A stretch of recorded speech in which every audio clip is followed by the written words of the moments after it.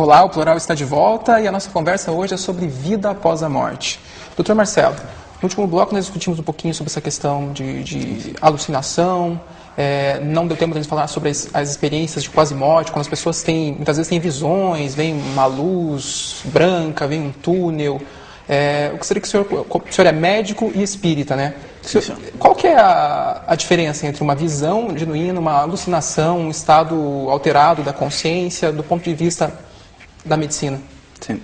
Então, isso não é nada fácil da gente definir. Fazem-se congressos de médicos sem religião nenhuma, congressos de espíritas, congressos de psiquiatras, e ninguém consegue chegar a um consenso. Agora, tem uma coisa que é consensual. Os médiums, essas pessoas que trabalham nos centros espíritas, que psicografam, como era o caso do Chico Xavier, que apareceu aí, de Valdo Pereira Franco, que está trabalhando hoje, e tantas outras pessoas que gozam de uma grande reputação diante da sociedade, são pessoas que têm uma saúde mental melhor do que a média.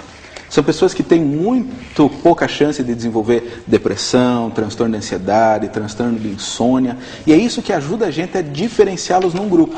Porque as alucinações são características de doenças mentais muito graves, como a esquizofrenia, o surto psicótico da pessoa que está em depressão grave e o surto psicótico da pessoa que tem transtorno afetivo bipolar. Essas pessoas não têm funcionamento social. São pessoas que não conseguem ter emprego, são pessoas que não têm família, são pessoas que colocam a sua vida à bancarrota e frequentemente se matam, como vocês sabem muito bem, especialmente no caso dos deprimidos.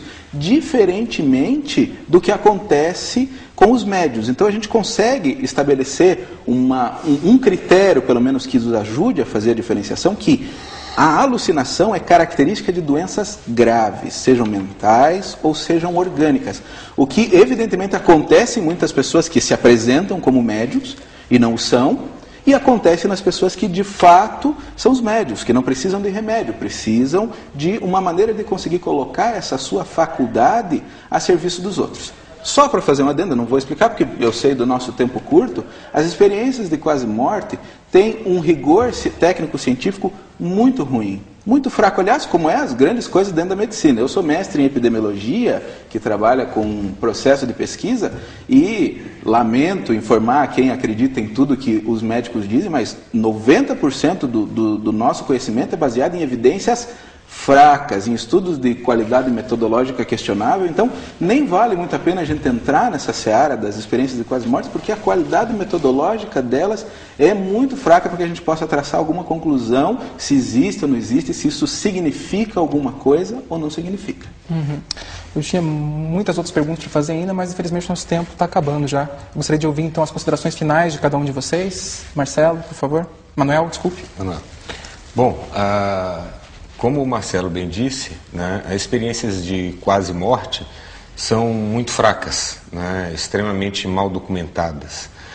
Até hoje eu não vi, apesar da fraca documentação e falta de metodologia, nenhum cristão, por exemplo, que teve uma experiência de quase morte vendo Thor ou Shiva, né? Normalmente eles veem aquilo que lhes é passado em vida, né? Então, ou seja, experiências de quase morte sempre são impressões que nos são passadas quando estamos vivos, né? E atualmente eu gostaria de comentar que a gente vive no Brasil uma coisa que nós chamamos de espiritólico, né? Que é o católico espírita, né? Ele frequenta a igreja católica, sai da igreja católica, vai para um centro espírita tomar um passe, uma água fluidificada, né? Então, de todas as entrevistas que nós vimos no início do programa, que foram 6 entrevistas, né? 6 pessoas pegas na rua, dessas 6, 4 acreditaram em um procedimento reencarnatório, coisa que vem muito contrário às pesquisas do IBGE, que indicam que 81% da população brasileira é católica, né? Então era apenas esse comentário que eu gostaria de fazer, né? E somente para terminar, eu gostaria de mais uma vez reforçar, aproveitando que o Frei está aqui ao meu lado, né, que há 2 anos atrás o Papa Bento XVI finalmente fez um pronunciamento para que se fosse considerado os 3 primeiros livros do Pentateuco como sendo uma figura de linguagem, né? Infelizmente, ele não fez essa publicação ex cátedra, mas o que já denota um extremo avanço da Igreja Católica com relação à ciência. E agora, mais recentemente, dizendo que o uso da camisinha, do preservativo, é aceitável em alguns casos.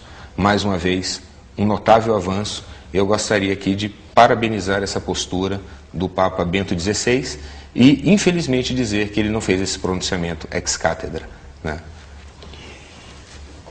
Muito bem, gostei da sua colocação e dos outros, cada um tem a sua opinião. Eu sempre lembro de uma outra tese, um princípio de interpretação, que diz assim: quando há uma dificuldade entre um dado científico e um dado religioso, deixe o dado religioso. É uma crendice. Fique com a ciência, porque o critério da ciência é a evidência e o critério da fé é a obscuridade. Então há muita confusão em questão. Última consideração.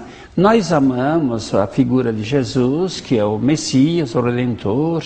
O povo judeu tornou-se o povo talvez mais ateu do mundo hoje, pensava num Messias diferente, um grande general, e morreu na cruz, deu a vida para nós, pregou o Evangelho do amor.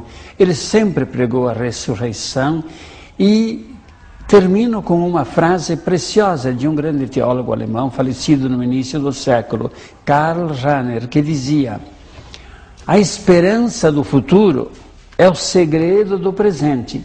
Se eu sonho com a ressurreição, o paraíso, viver com Deus, com meus irmãos, eu sou o último dos moicanos da minha família, os outros já foram, e eu sonho, me reencontro, toda essa beleza que o livro da Bíblia, que é o mais publicado, o mais lido, eu fico com Jesus. E outros, por exemplo, pentecostais, são mais de 55 mil grupos. A cada dia nascem 10, 12 religiões novas. E assim também, como espíritas e tal, todo respeito, mas não foi Jesus, foi Allan Kardec que começou a colocar essas ideias. Ok. Professor Marcos, rapidamente, suas considerações finais? Não, eu terminaria assim, que é uma frase que eu gosto que tem no Bhagavad Gita, que Krishna diz: para aqueles que não me conhecem, eu sou a morte. Porque a gente pode ficar especulando aqui dias e dias sobre esses assuntos, eles são intermináveis, mas ninguém pode negar a morte, né? Eu acho que o ponto-chave dessa história toda é essa. Se você está vivo, você sabe que um dia você vai morrer, não sabe quando nem como. Mas, assim, a evidência da morte é inegável. O resto é especulação, pode ser um assunto muito divertido, pode ser um assunto polêmico, pode ser agradável, mas é isso, vamos vivendo e seja o que Deus quiser, como diz o ditado, né? Professor Marcelo.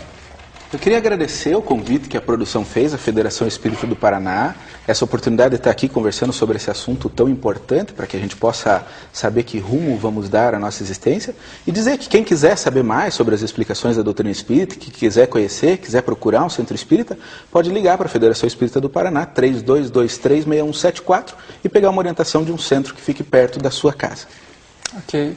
Eu agradeço a presença dos convidados em nosso estúdio. Infelizmente, o tempo do debate acabou. Mande suas críticas e sugestões para o nosso e-mail, plural@ufpr.br, ou acesse a página da UFPR TV na internet e fique por dentro das novidades em nossa programação.